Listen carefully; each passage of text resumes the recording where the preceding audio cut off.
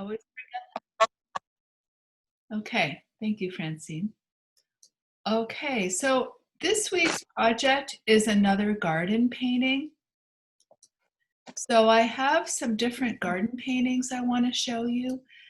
And the invitation is to try to paint. We did a garden painting last session.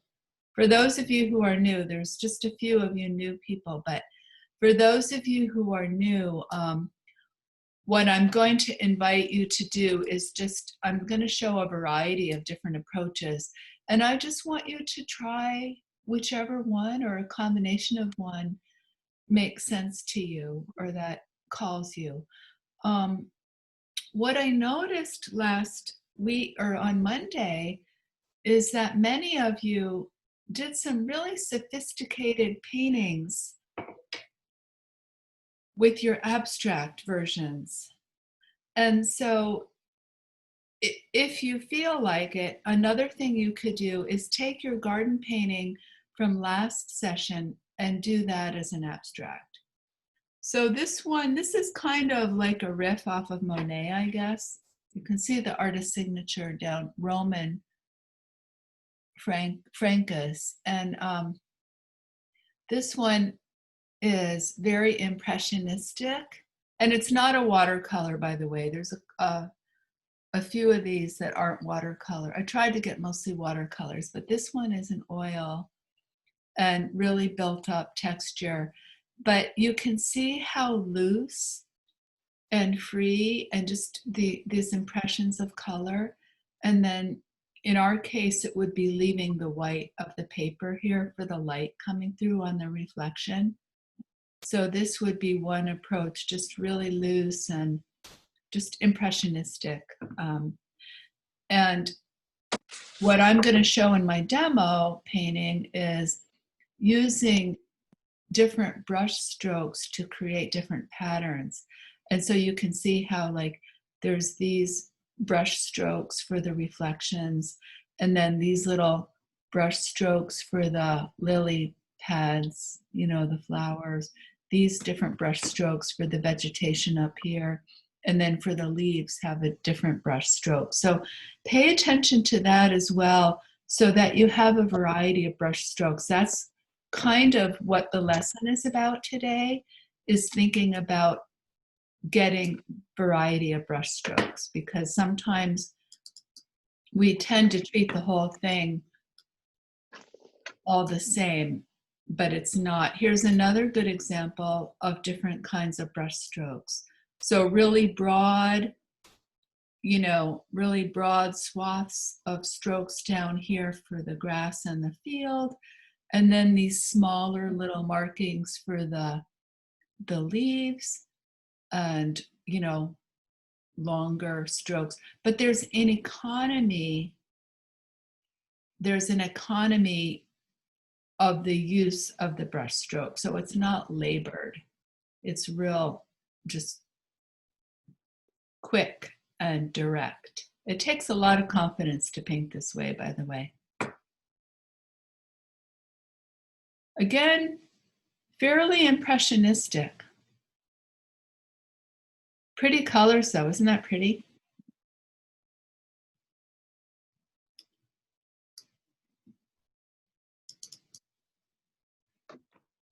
Here's another loose one. I guess I'm showing a lot of really loose. I think I'm wanting you to paint pretty loosely. Got a lot of loose. Last time when I showed these, I think I had some kind of very realistic ones. So again, these are more impressionistic. But you can tell it's kind of a garden, right? I guess the title of it is Chrysanthemums. So you can tell it's kind of flowery, but it's very, very abstract. Who is that artist, Carissa? This, I don't know. I just kind of grabbed these off the internet. I just like bounced around and looked, and they didn't all have artists associated with them, and this is one of them. It's not labeled. Sorry about that.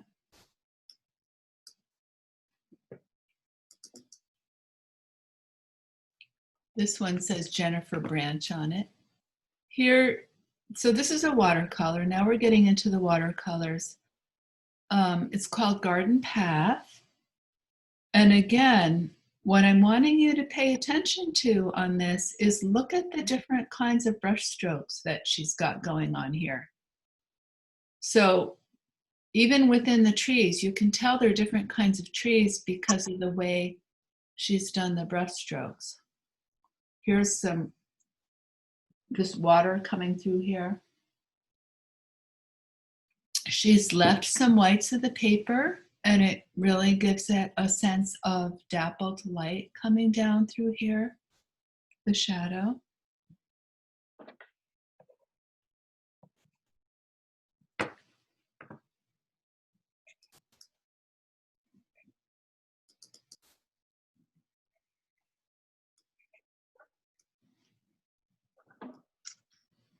This one's really stylized.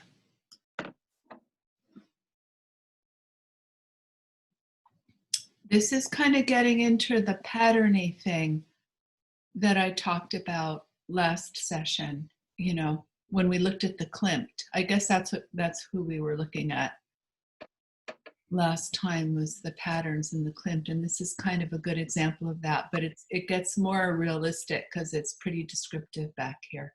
So if you want to, you can include some architecture in your garden painting, or, you know, architectural elements like this arch and the stone wall and paths. This is more of a cultivated garden look. This one I think is really pretty. It's out of focus. It's not a great file. Looks like Carolyn Lord is the artist. Some calla lilies and roses. I'm not sure what these other flowers are, but you can see again these clusters of similar flowers creating patterns. And with this one, it's more of a zooming in, kind of like you're right in the garden. There's trees in the background. You can see the sky and the trees in the background, but you're zooming in on a section of the garden with the flowers going off the page, and that always creates a really interesting composition. This is traditionally the type of painting that I did for a long, long time, although not quite in this style. Maybe I'll get some of my old watercolors up. In fact, I think I will. My old gardening paintings to show you. This C. McCargan.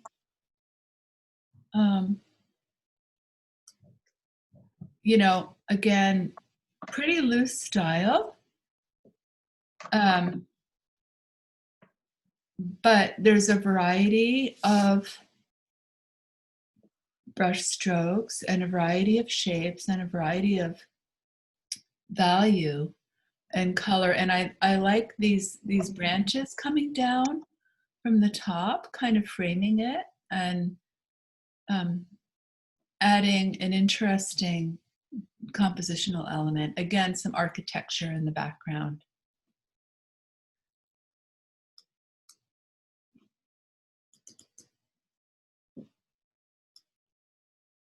Here's one with a still life. So some flowers from the garden put in a jar of water. And I wanted to show this for this loose wash in the background.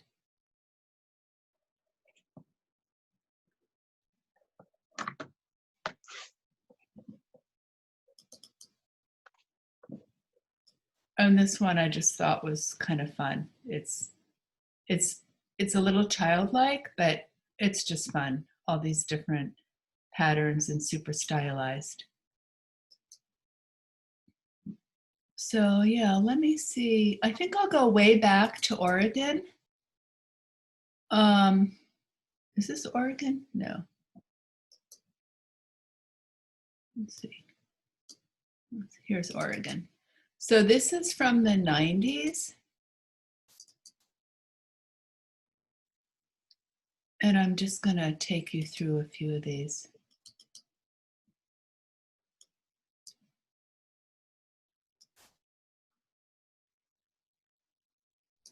So how I would do these flowers is I would go out to my garden. I actually grew all these flowers. I had a 3-acre homestead in Oregon, rural Oregon, where we did the back to the land homesteading thing, and I had a fabulous garden. So I would go out and cut all these flowers and bring them into my studio, and that's another option for you. But what I would do is I would draw them and turn them in the vase and just have them going all the way across the page so that they look like they're growing in the garden. And then you can see how I've woven flowers behind in the background to make it look like they're gardeny. And this is large. This is actually bigger than a full sheet. And I sometimes, like this one, I left the white of the paper.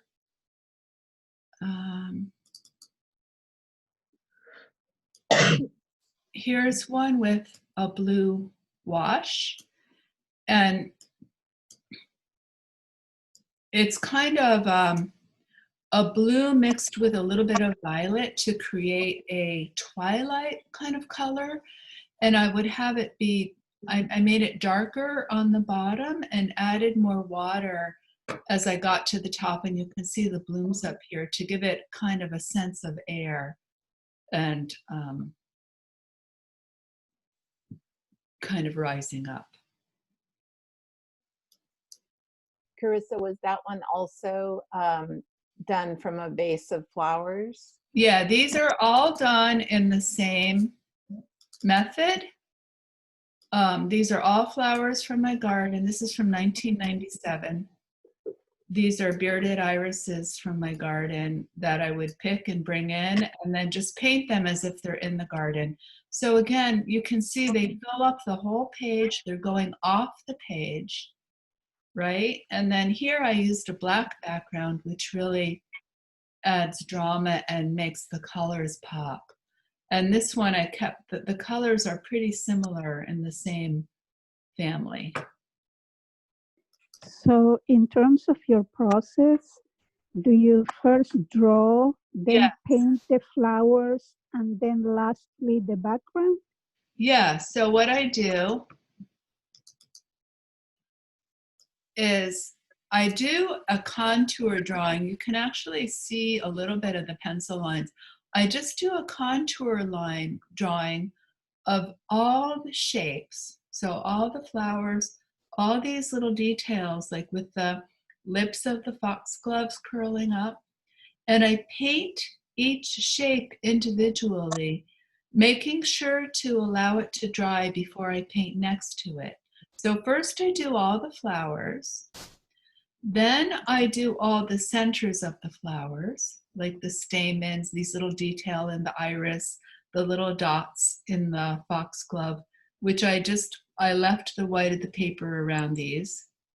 Then I paint all my greenery, do all my greens.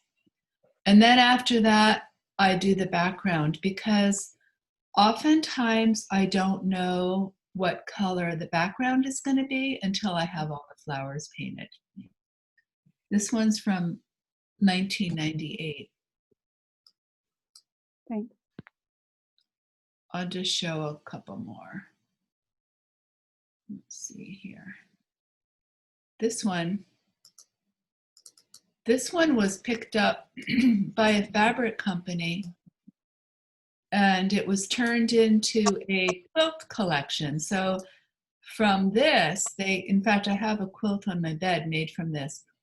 There were like, I think 9, from this one painting, they created 9 different fabrics for a quilt. And so there's one just with the roses, one just with the lilies, and then one just with these larkspur. And then one with the whole thing. So this, it's kind of an all over type thing in a way, and I would repeat. So you have a vase of flowers, but you can repeat this rose several times. You can repeat the lily, just turn the vase. And look at it from different angles and place it different ways. So Carissa, you've talked about, you know, over time, you kind of create your own style. These are just beautiful, and just the colors and everything. Is this, would you say this was a style that evolved for you, or was this sort of with you from the beginning of your art life? Let's see. My very beginning of my art life was, well, I actually, from drawing realism, I actually went super abstract as an undergraduate and actually received an award for my abstract work. But then I returned to realism when I was working on this flower and vegetable farm. I used to spend my lunch breaks sitting in the I worked in greenhouses with flowers, and there were a lot of flowers out in the field. And on my lunch break, I would bring my pastels, and I started doing flowers from life. And my work got really busy. It was like this, but instead of one color for the background, it was like a fabric. It was all woven with different areas of paint and different. So the background and the foreground were completely woven together. It was super busy. And then from there, it kind of got more simple and simple and simplified. And I've been trying to simplify I'd say my whole life I've been trying to simplify. Let me just see if I can. Here's a really old one. So this is my old style. This is what I was talking about with the background where it's all like kind of a mosaic where you know, like you could see the flowers here, but the same pattern and color is kind of woven in the background. And I did much softer colors, more pastel-y. Here's another one. I actually cut these up recently for collage. Here's another one. So these would be more like from the 80s. Carissa, could I ask, the really fine lines around your stems and leaves, do you go in with a very fine pen to do that, or is that all brushwork? That's all just happens by itself. When you paint one shape like this, and then you go to paint, like if I paint this turquoise around it, after it dries, the brush slightly overlaps or butts up against this color. And since it's transparent and you're layering another color, even though it's just kind of barely going over it, it creates a dark edge naturally. Okay. So that's just a natural phenomenon of the way I apply the paint with the brush. Waiting until it's dry before you... Yeah. Each one of these shapes, each one of these petals, like I do, and I teach this in my class. A lot of you are probably like, have heard this a million times, but for those who are newer, I paint every other petal and let it dry. So I make a round, and then when those are dry, I go back and do another round. And within these petals, you can see there's little blends. Let me see if I can. See how there's a blend from the green to the white? So even within the petals, here's another example up here, dark to light. Within the shapes, you try to do little blends. Here, you know, it's very subtle, but it's getting darker around the edges, and gives it a roundness for this pestamine tube. So yeah, you wanna let the shapes dry before you paint next to them. Thanks. Okay, I'll just do one more here.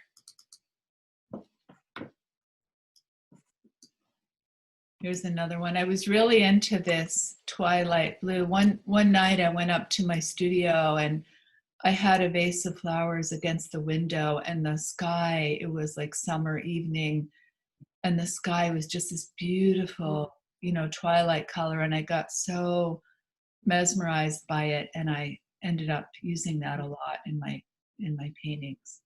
This is also licensed as it was some Italian company. They made these like metal tin things, and I have a couple of samples of this one. So anyway, that's if you're into the realism and you want to try this and you want to be in the comfort of your studio, you can, you know, still create a garden. You can still like have a garden painting if you just repeat. You pick a vase of flowers and you look at it one way and draw it one way, and then keep turning it and just repeating. And you want to really fill up the paper. You know, there's not much background space, and that's what gives you a sense of really being in the garden. So that's another way to do it. Okay, then for my video is not that great. That's, to be honest, that's why I wanted to show my old work, to make sure you know that I can paint. Because this one I was kind of fumbling around a little bit because I wanted to try something different. And that's the thing, like, take a risk and try something different. So for this one, I haven't used my India inks in a while. And I just felt like it. I felt like using these pure, bright colors. This is the photo I did. It's the neighbor's garden. I don't know why the video was sideways. It turned out this way. I'm mixing my magenta, and that's actually fluorescent pink. It's an acrylic ink to get that hot pink color of those flowers, because it's pretty hard.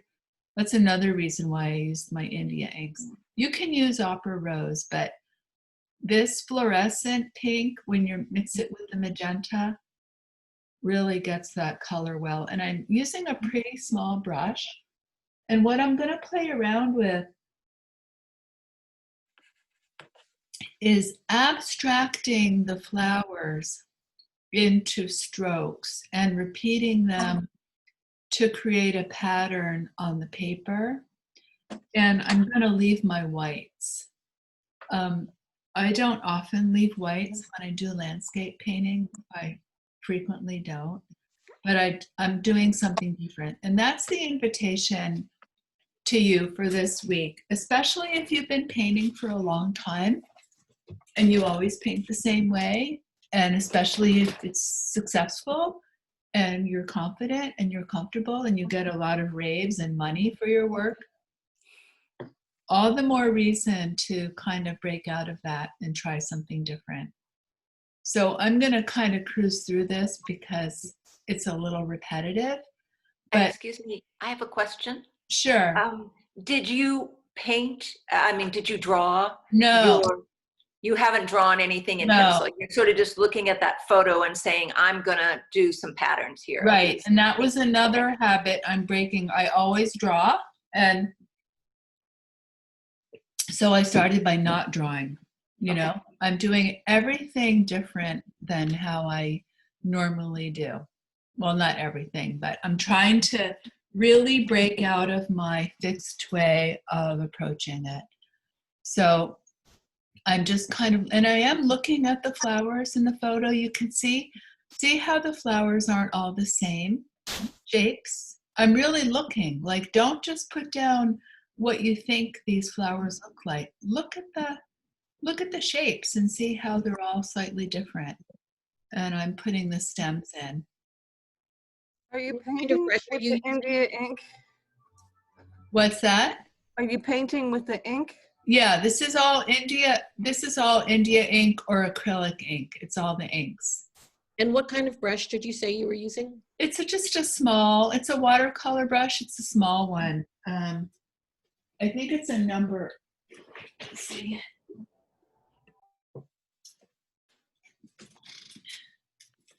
It's a number 4. So yeah, I used a pretty small brush because I wanted to get these little strokes and these little patterns. And I am using a variety of color. I've got some lavender in there. I've got some gold, because if you look closely at the photo, it's maybe not that apparent, but there are other colors in there. So try to get a range of your colors. Just cruise through a little bit.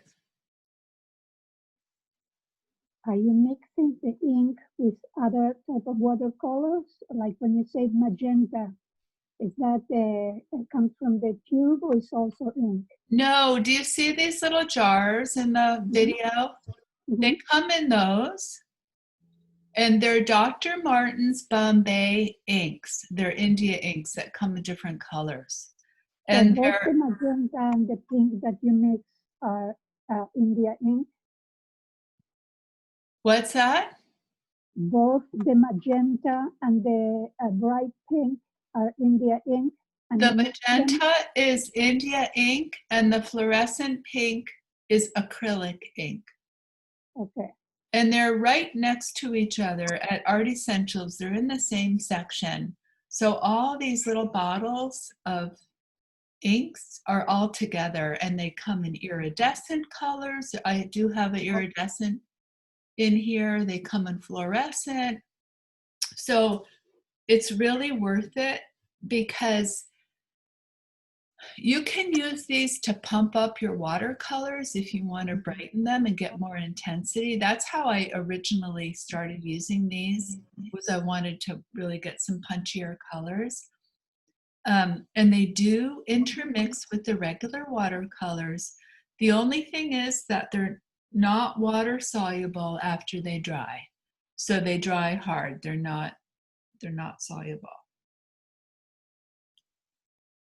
Okay, then this is the purple Mexican sage, and it's kind of like blending into the pink a little bit. So I'm just doing, and I'm doing a different, what I want you to notice is I'm doing a different kind of a brush stroke, because that plant has a different pattern and a different look and a different texture. It's got a different growth pattern. So I'm just using these kind of more squiggly strokes to indicate. So it is kind of impressionistic in a way, you know, but I'm leaving the whites, and it's a little more precise than that. And I have this is the violet India ink, and this more opaque is an acrylic ink, and I'm combining them. And I'm also, you can see I'm mixing in a little magenta there. Again, I want to get a variety of colors. I don't want them all to be the same, because they're not. If you look in the photograph, there are different shades of purple. So I'm putting these in, kind of dancing. Are you thinking about the composition at all? Or are you just trying to just reproduce that kind of the shapes that are in Yeah, the this already has the photograph already has the composition for me. I'm gonna leave out the house. I really prefer just doing pure nature. Sometimes I include buildings in mine. Rarely do I put people in. I feel like the world is a better place without all that. So I kind of like just pure nature, and I tend to leave that out. What I want to point out here is that I did one pass, and then I kind of came back and did more. So while this is drying, I'm going to put in this yellow. This is some fennel. Fennel's flowers up here, and again, there's a different texture, right? A different brush stroke to create these little clusters up here. This more like a tight little roundy circles, and it's kind of like sketching, really. It's like I'm sketching with the brush, but with these patterns. And then I have more of a gold color for down here. There were some poppies. So again, mixing, I want you to kind of see how I'm mixing my colors to get the right color. And here I'm putting in these orange. These are again, even yet another type of stroke with these roundy heads of flowers and a different orange. Adding some yellow to the centers to get variety.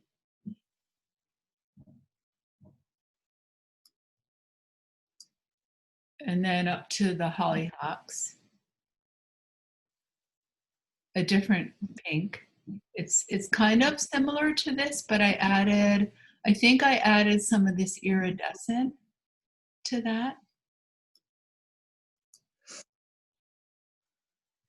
Put in more hollyhocks, and then there was a couple of like sunflower shapes in here that I just put in, and I'm working some of the green down into here now. So now I'm getting into my green. So even when I paint like this, I do my flowers first and then my greenery.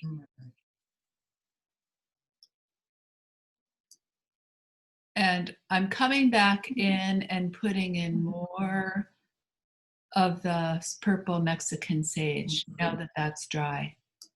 So it's getting more and more filled in. When I was all done, I kind of wished that I actually hadn't put quite as much in. I almost wished I'd left more white, but this is an experiment. So, you know, I'm just trying different things.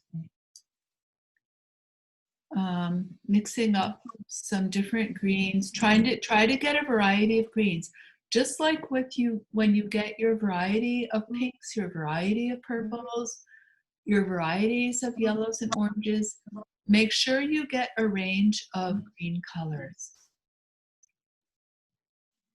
And I got pretty bright. I got a little more brighter than I normally would, but this is a stylized painting.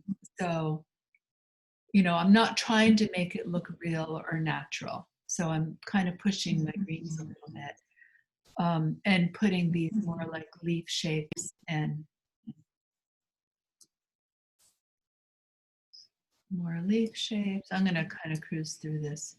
Over here, it's a different green. It's more muted because I wanted to distinguish not only the shape of these greens versus these leaves, but also the color, because that's what this is also about. It's about distinguishing the different kinds of flowers from one another.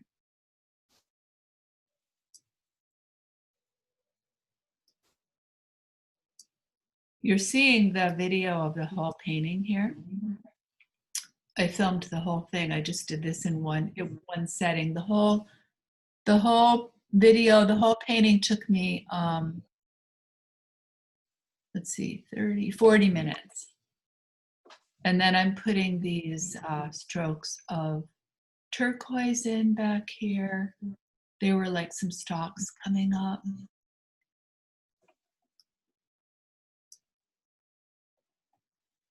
And I tended to get a little more abstract as I went. Here I'm just kind of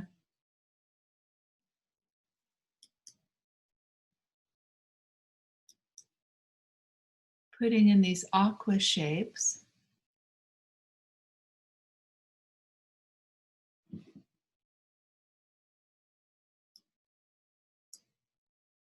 And then I put, this was a path over here. I kind of didn't like how this turned out, but I, again, just playing around, putting in the path over here. It was a little out of place at the end. And I tried to remedy it by repeating this idea up here at the top for the sky, which I'll show you. That got a little bright. I'm trying to kind of tone it down, and it was a little too strong, but it's okay. Just the way it is. Let's see. Put in the stalks of the hollyhocks after they're dry. Waited till they're dry to put those in.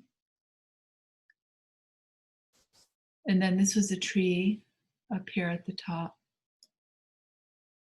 And then this is what I did to try to, this was the only wide strip of washy bright color down here.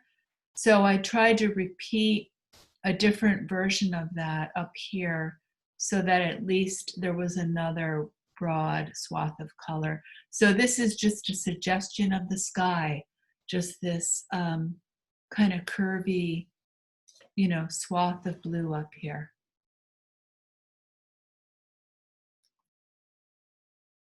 And some more color. And then that's the finished one. Let's see if I have yeah, here's what it looks like when it was done. So, it's not something that I'll show or anything, but it was a fun experiment. I enjoyed the process, and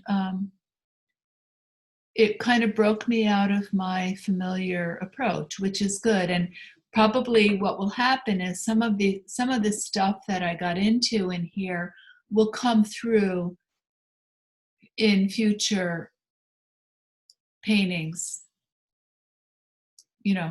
down the road. So it's not for nothing. Sometimes, even if we do paintings that we don't really care for, they can lead to other openings. So it's good just to practice and try new things. So does anybody have any questions or comments about the garden painting before we look at the student work that people sent in? This is a silly question from Georgia. I worry with acrylic inks and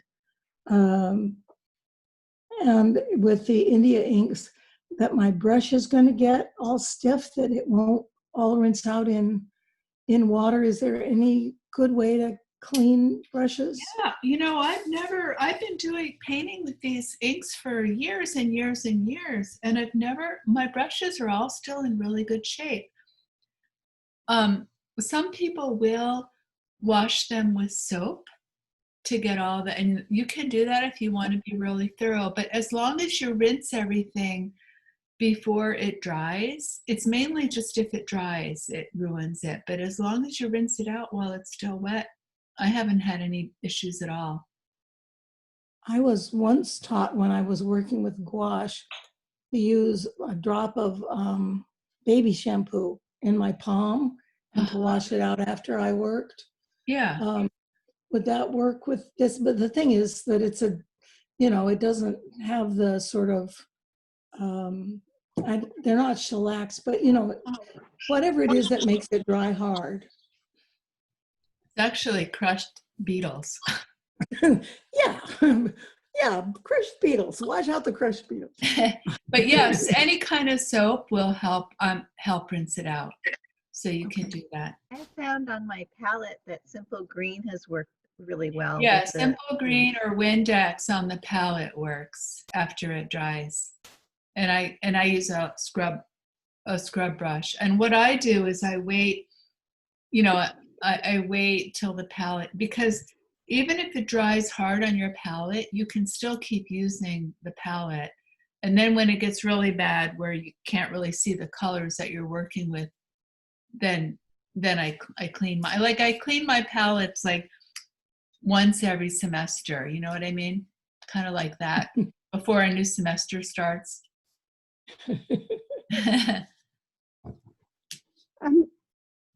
So you were showing at the beginning when you were showing the paintings, you showed the first one, it was like a Monet type of thing. Yeah. And you were talking about different brush strokes. Right. Are you going to show that a little bit? Am I going to show that way of painting today? Yeah. No. Okay. No. That's all the presentation I have for you today. But maybe next one of these times I'll try painting in kind of a loose impressionistic way for my video. Okay, thanks. So yeah, what the invitation for you is to just take anything of what you got today or nothing at all, and do a garden painting. Hopefully you got inspired or got, you know, kind of a little bit, yeah, just inspired or moved to try something different. And one last question that I had, someone was talking about recordings. Do we have access to the recording? Yes. So every Wednesday, I will, in fact, I'm going to stop this recording now.